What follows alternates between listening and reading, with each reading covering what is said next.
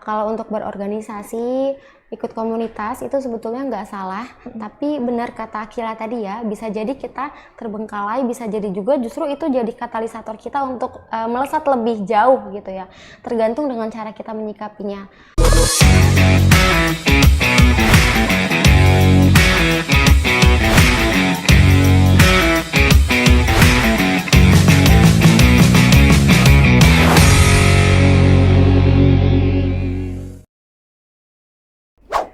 Assalamualaikum warahmatullahi wabarakatuh. Halo Sobat Fahmili, kembali lagi bersama aku Hila Akila Seviani di Fahmili Podcast, cerita mereka, inspirasi kita. Kali ini Sobat Fahmili kita ada di segmen Dialog Sivitas bareng narasumber yang luar biasa. Di sini ada Kak Hilya Maila Faiza. Halo Kak. Halo Hil. Assalamualaikum. Waalaikumsalam. Apa kabar nih Kak? Alhamdulillah baik. Kamu gimana kabarnya? Alhamdulillah baik juga. Alhamdulillah. Suatu kesempatan yang sangat luar biasa nih, karena kita udah dari lama pengen banget ngundang Kak Hilya, cuma ada satu dan lain hal. Mungkin bisa diceritain dulu nih Kak, kenapa sih Kak Hilya ini kemarin belum bisa kita hubungi gitu Kak. Mungkin bisa diceritakin dulu dari kesibukannya mungkin kemarin-kemarin sebelum lebaran ini gitu Kak. Oke, sebelumnya salam kenal, aku Hilya Maila Faiza, alumni FH UIN Jakarta dari jurusan Ilmu Perpustakaan. Kemarin-kemarin alhamdulillah aku baru saja menjadi ibu baru ya. Ibu baru dari anak pertamaku, Almahira. Jadi di sana memang banyak sekali perubahan-perubahan baru dalam hidup aku. Yang pertama aku belajar gimana caranya jadi ibu. Selanjutnya aku menyesuaikan diri juga untuk gimana caranya aku tetap produktif untuk mengajar, kemudian untuk menulis jurnal seperti biasa. Sehingga mohon maaf ya kalau aku baru bisa dihubungin akhir-akhir ini gitu. Tapi aku seneng banget nih, akhirnya aku bisa ada di podcast Fahmili ini. Asik. Oke, nah Sobat Fahmili, kita kenalin lagi ya. Jadi Kak Hilya ini adalah seorang librarian dan juga researcher. Dan yang pasti Kak Hilya ini adalah seorang lulusan terbaik dari UIN Jakarta gitu. Bukan hanya lulusan terbaik tapi juga lulusan tercepat, karena di segmen kali ini kita akan bahas gimana sih caranya lulus cepat tanpa ngurangin kualitas. Karena di era sekarang jadi mahasiswa itu bukan cuma masuk kuliah ataupun diskusi bersama teman-teman, tapi juga gimana kita bagaimana kita mengatur konsistensi, strategi, dan juga memanage waktu, mengolahnya menjadi peluang. Maka dari itu, di episode kali ini, Kak Hilya akan kupas tuntas semua hal itu dan memberikan insightful kepada kita semua tentang gimana sih caranya lulus cepat gitu, Kak. Pertama-tama mungkin bisa dong di-spill berapa nih, Kak, IPK-nya pas lulus dari FH sampai menyandang gelar terbaik gitu. Alhamdulillah. IPK terakhir aku saat itu 3,98. Waktu itu sempat ada satu yang B, karena mata kuliahnya mungkin sebagai perempuan aku kurang suka IT ya. Jadi itu mata kuliah yang B pada saat itu. Tapi alhamdulillah selebihnya berjalan dengan lancar sehingga aku bisa dapat hasil 3,98. Oke, nah sebelum merangkak jauh kepada strategi lulus cepat nih Kak, pertama-tama pasti kita melihat dari background kakak nih, dari pustakawan gitu, dari ilmu perpustakaan. Kenapa harus ilmu perpustakaan? Kenapa harus ilmu perpustakaan? Karena awalnya sih aku tuh suka banget nulis. Aku suka banget sama buku. Dan dulu aku mikir jurusan apa ya yang bisa menjembatani hobi aku itu. Dulu aku sempat kepikiran buat masuk jurnalistik, kemudian hal-hal yang berkaitan dengan informasi atau dengan buku, dengan kepenulisan. Tapi setelah aku dapat saran dari salah satu kakak tingkat aku bahwa ada loh jurusan ilmu perpustakaan, dan aku rasa itu kayaknya lebih relate deh sama hobi aku gitu ya, buku gitu. Jadi aku memutuskan untuk masuk ke jurusan ilmu perpustakaan. Awalnya nggak ada ekspektasi apa-apa tentang jurusan ini, bahkan jurusan ilmu perpustakaan itu nggak pernah ada di benak aku gitu. Iya betul. Iya, dan akhirnya alhamdulillah aku bisa masuk ke ilmu perpustakaan dan aku ngerasa fine-fine aja sih ada di sini. Oke, dan ngerasa langsung kayaknya emang dunianya di sini gitu ya Kak. Oke, nah berarti dari awal, apakah kakak emang sudah mengatur strategi gimana caranya biar lulus cepat dan menjadi yang terbaik gitu? Apakah emang udah dari awal mengatur strategi atau gimana nih Kak? Kil. Sebenarnya kalau dibilang dari awal atau enggak, Jujur ya, kalau aku pribadi, iya aku dari awal udah men-set tujuan akhir aku, goals aku pengen jadi yang terbaik atau minimal banget lulusnya husnul khotimah gitu. Karena dari pengalaman sebelumnya di MAN, alhamdulillah aku dapat juara umum juga. Jadi aku berusaha buat ngelakuin hal yang sama ketika aku kuliah. Aku pengen jadi yang terbaik juga. Dan di situ sebetulnya bukan karena aku pengen lebih baik dari siapapun, tapi aku pengen lebih baik dari diriku yang sebelumnya, minimal gitu. Aku pengen menunjukkan yang terbaik ke orang tua aku, karena orang tua aku udah mengusahakan aku juga untuk berkuliah, kemudian bisa ngerasain teman-teman kuliah tuh kayak gimana, kemudian kurikulum pendidikan sarjana tuh kayak gimana sih. Jadi aku nggak pengen menyanyiakan kesempatan itu aja. Jadi memang dari awal aku udah niat kuliah ini bukan cuma sekedar pengen lulus aja, tapi aku pengen aku juga bisa meningkatkan skill atau capability aku, sehingga ya aku bener-bener serius ketika kuliah. Aku punya goals atau tujuan apa aja nih yang pengen aku capai. Nah, salah satunya aku pengen lulus cepat dan terbaik. Oke, nah mungkin itu pertanyaan nanti kita spill gimana nih Kak step-stepnya biar jadi yang terbaik. Nah sebelum daripada itu, masih awal terkait jurusan, kenapa kan sekarang lagi masa-masa penerimaan mahasiswa baru nih Kak, masih banyak calon maba. Kenapa harus masuk ilmu perpustakaan? Menurut lulusan terbaik FAH dari ilmu perpustakaan, boleh nih Kak? Kenapa ilmu perpustakaan gitu ya? Kenapa nggak jurusan yang lain? Mungkin jurusan ini masih terdengar kurang familiar di telinga masyarakat, termasuk aku pada saat itu. Tapi bagi aku ilmu perpustakaan ini adalah jurusan yang punya prospek bagus, karena nggak hanya berkutat di buku atau perpustakaan aja. Banyak nih orang-orang yang mikir kalau ilmu perpustakaan nanti kerjanya jaga buku atau jaga perpus berkaitan sama buku, kutu buku dan lain-lain, padahal nggak sesempit itu.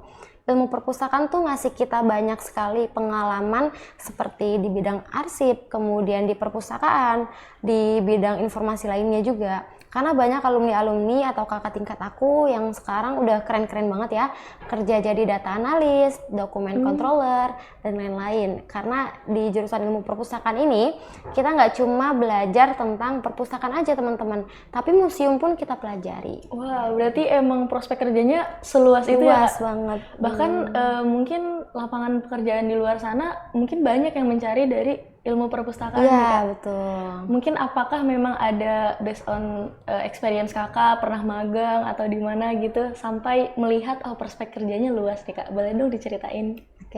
Kalau untuk pengalaman magang, alhamdulillah aku magang pertama ya. Saat itu aku di MNC TV. Waktu itu aku jadi jurnalis, kemudian ngeliput ya artis gitu, kemudian kayak penyanyi girl band gitu, sampai tengah malam aku pengen dapat berita tentang artis itu gitu ya, sampai kita tungguin dulu konsernya, kita nunggu di belakang layar, kemudian aku ngerasain dempet-dempetan sama teman-teman media yang lain buat demi ngeliput gitu ya. Dan itu pengalaman magang pertama aku, itu di luar perpustakaan ya sebenarnya. Itu di semester berapa Kak? Itu di semester 3 atau 4 gitu. Wow, semester 3 dan 4 masih udah kecil banget. Itu belum waktunya magang sih ya Kak? Iya, memang belum waktunya magang, tapi aku nggak pengen liburan aku tuh kosong gitu aja. Jadi aku pengennya keisi terus gitu. Baru setelah dari MNC TV, aku magang yang formal yang benar-benar dari jurusan aku. Yang kedua itu di arsip Bapeda DKI Jakarta, selanjutnya di BRIN, di perpustakaan BRIN. Selanjutnya yang terakhir itu di perpustakaan Kemendikbud. Wah, berarti pengalaman magangnya udah lebih dari 3, bahkan ya banyak banget ya Kak pengalaman magangnya, dan di instansi yang memang nggak kaleng-kaleng sih tentunya. Nah, apa sih Kak untuk kayak teman-teman mahasiswa kayak aku gitu Kak, ada nggak sih tips, software tips biar kita tuh diterima magang di instansi yang nggak cuma instansi ya yang kita tahu lah, biasanya kan we are hiring gitu kan, nyari oprek magang gitu, padahal kan ya banyak lah ya yang merajalela seperti itu, bahkan yang nggak bisa dijanjikan ininya nggak bisa dikonversi, bahkan kadang ke SKS. Itu gimana ya Kak? Apa nih yang harus kita persiapkan biar CV kita itu tembus, bahkan atau dari HR-nya itu melirik CV kita nih di dunia magang mungkin? Oke, sebenarnya untuk magang itu ya, menurut aku kita jangan terpaku sama perintah dari kampus. Misalnya magang di semester 6, baru pengen magang di semester itu. Justru sebelum itu harusnya kita bisa lebih mempersiapkan diri kita dengan ikut magang yang lain terlebih dahulu. Kalau aku dulu bisa dapat channel KMNC itu karena kebetulan kakak tingkat aku tapi bukan di jurusan yang sama itu udah magang di sana terlebih dahulu. Kemudian dia kontak aku secara langsung untuk ikut nemenin dia magang di MNC pada saat itu. Karena memang pekerjaannya lebih banyak berkutat pada nulis website pada saat itu. Jadi selain aku mereport tadi bintang tamunya, kemudian aku menuliskan hasil report itu di website. Kalau bisa dilihat di RCTI itu ada tulisan aku. Waktu itu tentang Korea gitu. Mungkin aku memang kurang paham tentang Korean webs gitu ya. Tapi aku sambil baca, sambil belajar juga sih. Gitu. Kemudian tadi gimana caranya biar lolos atau tembus di instansi yang bagus gitu ya. Dan sesuai sama jurusan pastinya. Saran dari aku, kita jangan terpaku sama berita-berita magang yang hanya berseliweran di FYP kita aja. Karena kalau hanya mengandalkan itu, kita nggak akan berkembang pesat dong. Jadi kita harus punya inisiatif tersendiri. Misalnya kita bareng nih sama teman-teman kita biar nggak ngerasa sendiri ya. Ayo coba kita DM akun Instagram perpustakaan ini atau akun TikToknya ini. Jadi biar kita tuh yang mencari peluang gitu, karena kita anggaplah kita belum jadi apa-apa dan kita bukan siapa-siapa ya, jadi kita belum banyak pengalamannya sehingga kita harus kita yang memburu kesempatan itu gitu. Wih, keren sih, berarti ini benar-benar definisi librarian elit sih Kak, sesuai judul kita pada hari ini. Oke. Nah, melihat daripada tadi pengalaman magang gitu ya banyak, terus juga pasti kita melihat kepada relasi nih yang sempat di-spill sama kakak. Seberapa penting sih pengalaman organisasi, komunitas, bahkan volunteer di masa-masa kuliah nih kak? Padahal kan banyak yang bilang kak, kalau misalnya kita organisasi, kapan lulusnya gitu. Bahkan banyak yang jadi artefak kampus gara-gara organisasi gitu kak. Mungkin kakak juga banyak yang melihat teman-teman ataupun bahkan adik tingkat atau kakak tingkat yang gara-gara sibuk di organisasi sampai semester 14 hampir DO mungkin semester 12 gitu kak. Gimana sih kak kalau itu versi menurut kakak? Oke, kalau untuk berorganisasi, ikut komunitas itu sebetulnya nggak salah, tapi benar kata Akila tadi ya, bisa jadi kita terbengkalai, bisa jadi juga justru itu jadi katalisator kita untuk melesat lebih jauh gitu ya, tergantung dengan cara kita menyikapinya, dengan bijak atau malah kita ikut-ikut teman aja. Kadang banyak dari kita yang ikut organisasi karena wah keren nih organisasinya, akhirnya ikut-ikut teman. FOMO ya kak? FOMO aja gitu, ketika masuk jadi nggak jadi apa-apa gitu ya, jadi pengurus enggak, jadi anggota pun ya semi-semi anggota juga gitu. Akhirnya kita nggak dapat feedback apa-apa dari organisasi itu. Jadi kalau menurut aku ketika kita milih organisasi, sesuaikan dulu nih dengan value kita, dengan hobi kita, dengan tujuan kita ke depan tuh ingin seperti apa. Kalau aku pribadi memang dari dulu pengen mengambil organisasi yang sesuai atau relate sama hobi aku, misalnya menulis. Aku masuk UKM Fresh, kemudian untuk di dunia perpustakaannya aku masuk Pustikum, Pustakawan Praktikum. Kemudian aku ikut organisasi di asrama ya, di Mapuna Syarifah Fatimah. Di situ aja sebenarnya udah cukup sibuk ya, karena jadi muda biro itu pekerjaannya hampir setiap hari Sabtu Minggu pun bahkan ada acara rapat sampai tengah malam, dan itu menurut aku bukan jadi penghalang untuk aku ya, justru aku belajar banyak skill berkomunikasi, beradaptasi, mengelola waktu karena di asrama dan organisasi itu. Jadi anggaplah organisasi itu sebagai teman kita, teman kuliah. Jadi jangan dianggap sebagai beban kuliah. Karena banyak kak yang masuk organisasi itu buat nyari kesibukan aja. Iya benar. Gitu. Berarti kalau Kak Hilya tuh benar definitely memanage waktu buat jadi peluang. Keren banget sih. Oke, dan mungkin sekarang kita masuk ke publikasi ilmiah dan juga kepenulisannya nih kak. Ngelihat kemarin kakak sempat ikut kategori kepenulisan nasional di KTIKI, itu sempat bahas atau ada tulisan kakak yang membahas tentang kaum punk sebagai marginal gitu.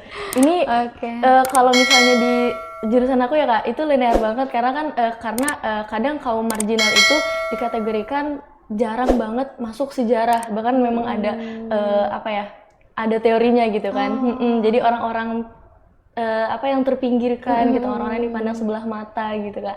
Nah, kenapa sih Kakak mengangkat isu ini, dan ada nggak cerita lucu atau cerita unik di balik pengangkatan kaum punk ini gitu, orang-orang punk gitu? Pasti kayak harus terjun langsung gitu. Betul banget, aku sampai datengin tempatnya. Ya, boleh diceritain nggak? Oke, sebenarnya sebelumnya aku lurusin dulu ya, tadi bukan tingkat nasional tapi masih tingkat provinsi, pada saat itu. Iya, dan MTQ atau Musabaqah Tilawatil Quran yang aku ikuti saat itu sebetulnya temanya sangat general, yaitu pemberdayaan ekonomi. Nah, saat itu aku mikir, kira-kira ekonomi apa nih yang nggak terfikirkan oleh orang lain.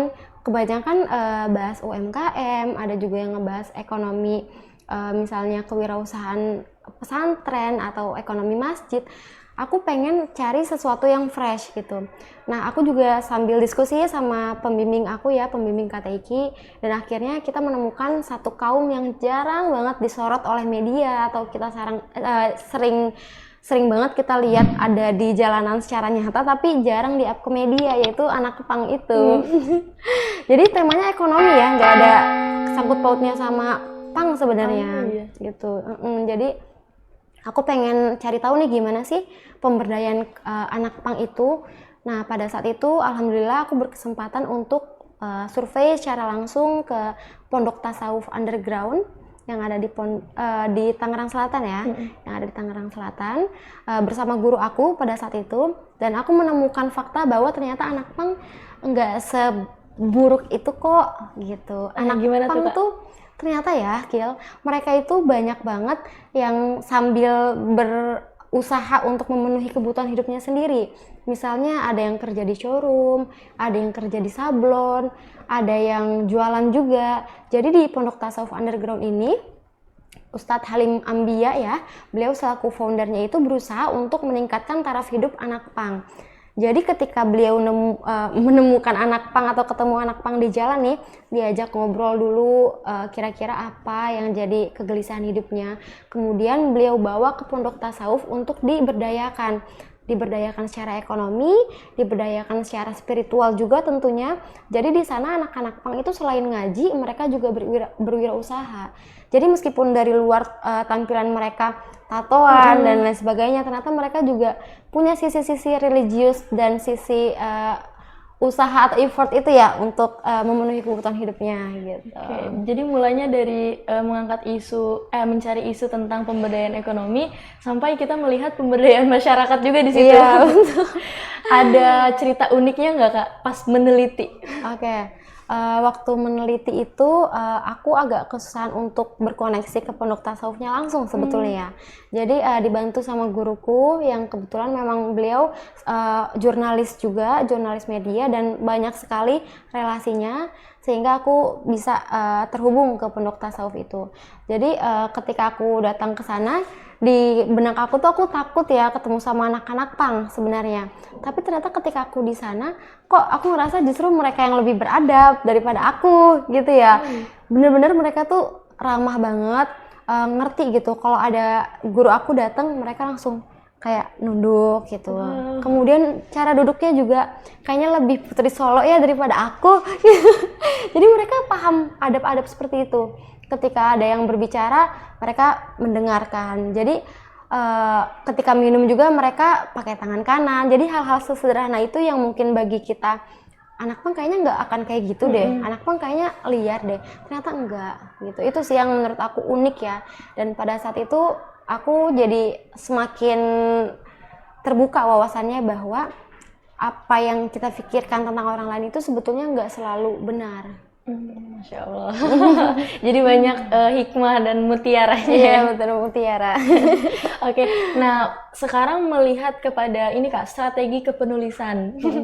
Kalau misalnya strategi kepenulisan, Kakak misalnya ada nggak sih gimana caranya biar kita tuh yang pertama jago nulis, nggak males nulis, dan yang pasti kalau misalnya lomba langsung juara? Oke. Mungkin throwback dulu ya ke pengalaman aku awal mula kenapa bisa atau mau nulis gitu. awal mula aku nulis itu di bangku MTS sebetulnya. Saat itu ada sayembaran nulis gitu, cerpen. Tapi pada saat itu tulisan aku belum selesai karena memang aku nggak punya skill nulis sama sekali dulu tuh. Wow. Aku benar-benar memulai dari nol. Akhirnya ketika MTS beranjak gitu ya sampai ke bangku Alia, aku sering banget ikut-ikut kelas nulis di Telegram, di Instagram, di YouTube. Pokoknya semuanya aku ikutin, aku dengerin, aku catat materinya. Hingga alhamdulillah ketika aku berkuliah, aku ketemu sama MTQ ini gitu. Jadi MTQ ini yang membuka jalan aku untuk belajar nulis. Panggungnya ya Kak? Panggungnya gitu. Dan alhamdulillah banget Allah mempertemukan aku dengan beliau-beliau, dengan teman-teman yang sangat hebat. Sehingga di MTQ ini aku benar-benar intensif pembinaannya, misalnya 3 hari benar-benar full, nanti ada lagi 3 hari lagi. Jadi dalam 3 bulan tuh ada 3 kali pertemuan gitu misalnya, masing-masing sekali pertemuan dalam tiap bulan sebelum lomba gitu ya. Dan ketika aku pembinaan itu nggak cuma pembinaan yang dengerin materi, tapi benar-benar langsung ke praktiknya, buat naskahnya gitu. Nah dari situ aku dapat banyak banget pengalaman berharga terkait tips nulis, kemudian gimana caranya pede jadi juara gitu. Pokoknya bukan dosen sih, pembimbing aku itu ya memberikan mindset ke aku itu kayak sebenarnya tuh kita semua udah juara, tapi kita tinggal berdaya. Nah, jadi biar kita semangat gitu ya, kita tahu bahwa kita akan juara pastinya, tapi di balik itu kita harus berdaya dulu. Jadi dari situ sih aku banyak banget belajar nulis tuh dari MTQ itu. Wah keren, bahkan pencapaian kakak tuh kalau nggak salah ya pas di kuliah ini tolong diluruskan kalau misalnya salah. Kakak pernah satu project bareng Pak Dekan menjadi editor. Nah itu gimana nih Kak? Oke. Iya alhamdulillah pada saat itu aku jadi lucu ya kalau ingat cerita nulis buku sama Pak Dekan tuh. Jadi ketika sebelum nulis buku itu beliau mungkin percaya karena aku sudah biasa nulis, dan pada saat itu puncaknya ketika aku juara yang nulis anak pang itu, beliau ngajak aku untuk kolaborasi jadi editor beliau gitu. Jadi pada saat itu aku sebenarnya cukup kaget ya, karena aku tujuan nyimpan nomor dosen biar gampang dihubungin aja gitu. Ternyata ada beberapa dosen yang memang ngelihat SP kita juga. Wow. Jadi pada saat itu akhirnya dihubungi untuk jadi editor. Tugas aku adalah benar-benar melihat isi kata per kata ya dari tiap buku kepustakawanan profetik milik beliau pada saat itu. Waktu itu kalau boleh jujur, itu deadline-nya sempit banget gitu ya.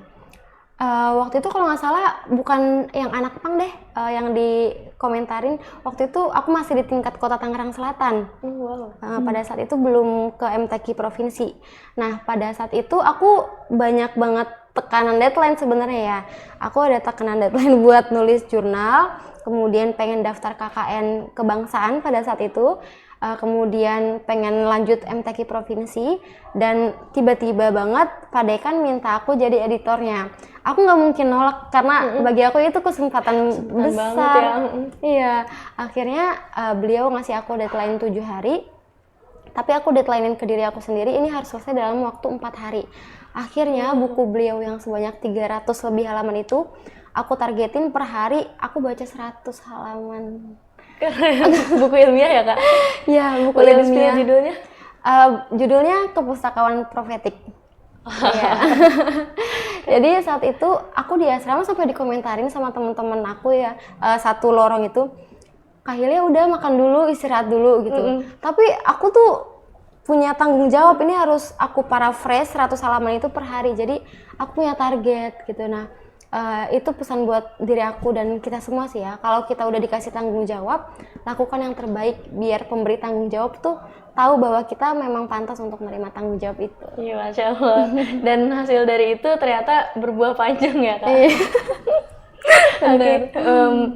Nah, sekarang mungkin kita masuk ke tips nih Kak, spill tips atau hack bahkan tahap-tahapnya nih Kak, biar kita tuh bisa lulus cepat bahkan jadi yang terbaik.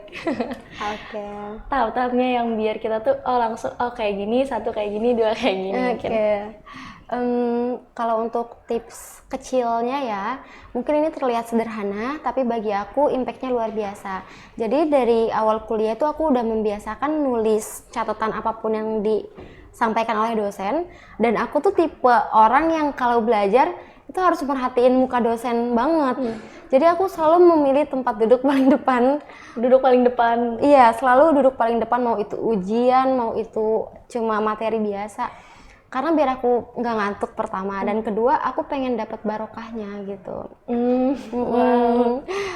Biar nyampe aja langsung ilmunya. Jadi ketika aku udah nyatet, nanti selesai dosennya keluar, mungkin teman-teman yang lain ngobrol apa segala, aku langsung baca lagi materinya.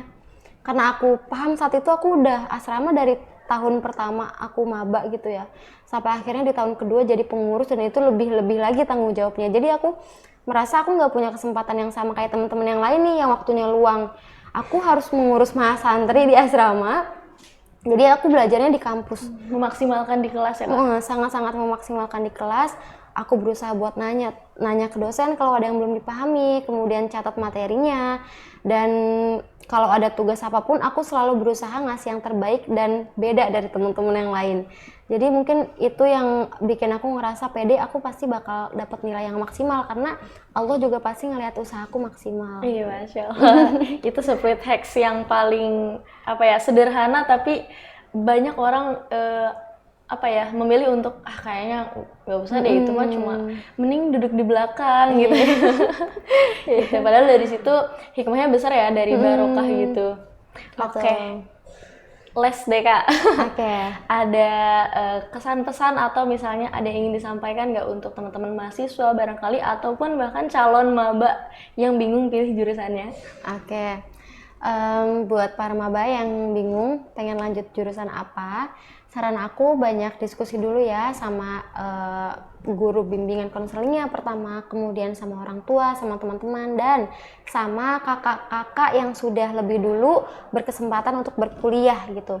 Biar tahu nih apa aja sih plus minus di jurusan ini misalnya gitu. Jadi paham nih gambarannya seperti apa gitu.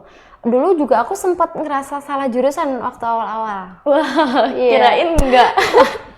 Aku ngerasa ternyata ini nggak tentang nulis ya, ternyata lebih ke pengelolaan buku, tajuk subjek, klasifikasi, nggak seperti yang aku pikirkan gitu. Nah tapi ternyata dari situ Allah buka jalan yang lebih besar lagi dari jurusan ilmu perpustakaan. Dan teman-teman kalaupun nanti salah memilih jurusan tapi dirasa masih sanggup untuk menjalankannya, silakan dilanjutkan gitu. Karena sebenarnya nggak ada yang nyaman ya di hidup ini. Justru kalau kita nyaman, itu jadi pertanyaan besar, kenapa kita hidupnya nyaman? Karena pasti manusia ada selalu cobaannya gitu. Dan aku ngerasa tiap cobaan yang Allah kasih ke kita itu pasti bakal jadi batu loncatan besar buat kita untuk jadi orang yang lebih baik, untuk jadi orang yang lebih sukses. Jadi ketika kita ada di fase yang sulit, berarti kita justru ada di fase yang cocok dan benar. Karena disitulah Allah bakal ngasih banyak pelajaran hidup buat kita. Wow, keren banget. Ini penutup untuk segmen Dialog Sivitas kita kali ini. Di segmen Dialog Sivitas ini kita sudah menghadirkan narasumber yang luar biasa. Yang pasti teman-teman Fahmili bisa ditulis nih, dicatat tadi apa aja nih cara biar kita tuh lulus cepat tapi nggak ngurangin kualitas. At least kita jadi yang terbaik bagi versi diri kita sendiri. Kalau misalnya kepo nih Kak, pengen mengunjungi profilnya Kak Hilya, bisa kemana? Oke, kalau pengen berdiskusi lebih lanjut, atau mungkin buat teman-teman nih ya, sekalian kali ya, yang mau belajar nulis atau bingung arah penelitian skripsinya mau kemana, kebetulan aku sambil merintis juga ya Literahira sebagai salah satu platform yang aku bangun dan bertujuan untuk membantu para mahasiswa, teman-teman yang sebetulnya ada potensi untuk menulis tapi bingung dan gak punya mentor. Aku memfasilitasi itu. Jadi teman-teman boleh banget berkunjung ke akun Instagram aku @hilyamaila dan akun lembaga privat aku @literahira. Wah, boleh dicatat ya family, nanti bisa langsung aja di scroll atau dicari nih username-nya dari Kak Hira, Kak Hilya atau tadi lembaganya Literahira. Oke. Nah, segitu aja sobat family. Mohon maaf kalau misalnya ada kesalahan kata ataupun hal-hal yang tidak mengenakan. Jangan lupa like dan share, juga komen. Siapa sih yang mau diundang selanjutnya di podcast kita ini. Dan teman-teman family, sudah sampai kita di penghujung acara. Terima kasih. Sekian dari aku, Hila Akira Sufiani, bersama narasumber keren kita, Hilya. Terima kasih. Wassalamualaikum warahmatullahi wabarakatuh.